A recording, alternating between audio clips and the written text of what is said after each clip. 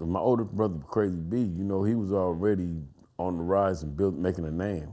He was just out. He was out there creating his name, making his name. He felt that that was something that he couldn't just let set and couldn't just let be. He not only had to hear that from in the streets, you know, your brother got beat up, but he also had to hear that from my father. You know, where the fuck were you at? You know what I mean? Shit like that there.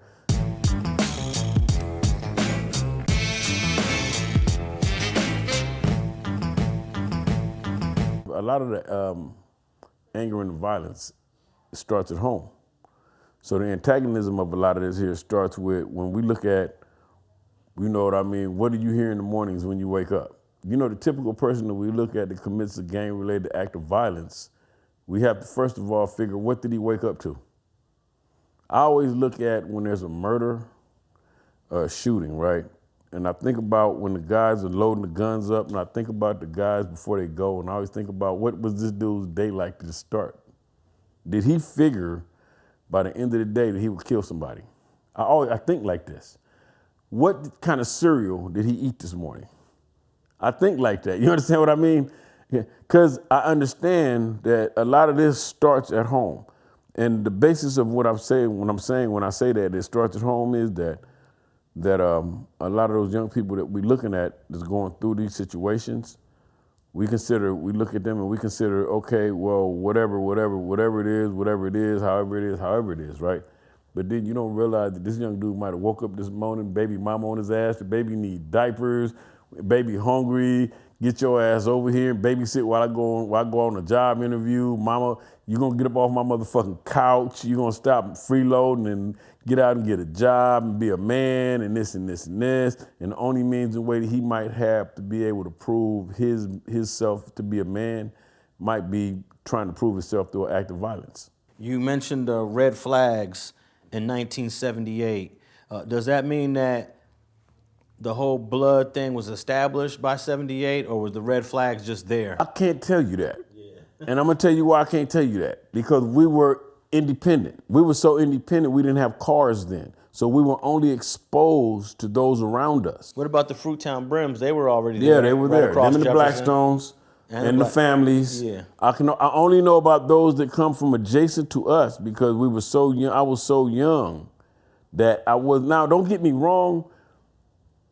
78, there were red flags, and there were, but a lot of independence. Because now, if I go back to 76 and think about it, they had red flags in 76.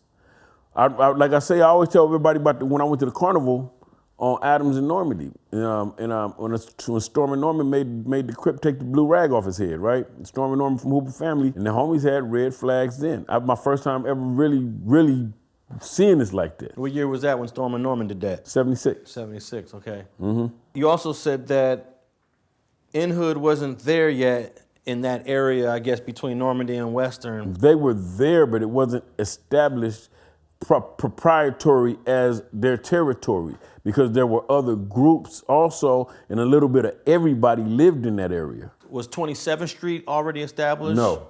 Okay, was 25th Street established? 25th Street was family. Okay, and what about 29th Street? No. Okay, so there was only 25th Street, but they weren't. They were 20s. families. Yeah. Neighborhood was neighborhood 20s. I know neighborhood to be 20s far back as I know, just like I know family to be 20s far back as I know. I couldn't tell you when they started claiming 20s, but I know as far as being streets, the 25th Streets across that hung out on LaSalle and 25th, they were all claiming family. I used to hang out with them when I was young. That's Sugar Hill. That's what I'm talking about. Right where the hill is at, right where First AME Church is at. When I was a kid, we used to hang out right there before the church was even up and established the way it is right now. When does 27th Street become known?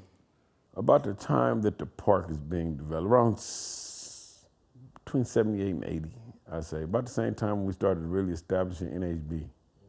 And then in 78, would it be fair to say that your older brother, Crazy B, was sort of the face of the hood? Probably along with Jimbo as well? There was a lot of them. There was him, Stoney. Jimbo was in and out of jail back then. The main people that I would say would be like my brother, Stoney, Santa Claus, Them three, I would say, were probably the main people that people would know that were very well known. And in '78, was you guys all knowing the names of the dudes from 30s, or it was just the 30s? No, we know a lot of them. We know a lot of them. You got to remember, like me, I grew up on 27th Street. You got dudes from 30s that grew up right on 29th. At the same time, the schools were different because of the fact that people went to school together. These guys all associated to the point to where, you know what I mean, even though you might have been a Blood or you might have been a Crip, we all might have been in the same house parties. In some instances, I've been in house parties back then when there were Bloods and Crips in the same house. The greatest thing that might have happened might have been a fight. You know what I mean? It wasn't nothing like it is now. You know what I mean? We knew them to the extent to where the only thing was the fact that, let us say, for instance, we lived on 27th, these guys lived on 29th. I had a lot of friends that lived in the neighborhood all over the place. I know dudes from the 30s, man, that I encountered, I ran into later on. Tell me, man, I lived on 29th and Harvard, I lived on 30th and Hobart. You know what I'm saying? To where, that once again, we were friends when we were kids, and we might have went to 24th Street Elementary or whatever, but this guy ended up going to Fauché, and I ended up going to Mount Vernon. You ever notice this here? You ever notice the baddest motherfuckers don't stand around their own homes? You ever notice that? Because they're not gonna put their families in danger. Thanks for watching StreetTV.net.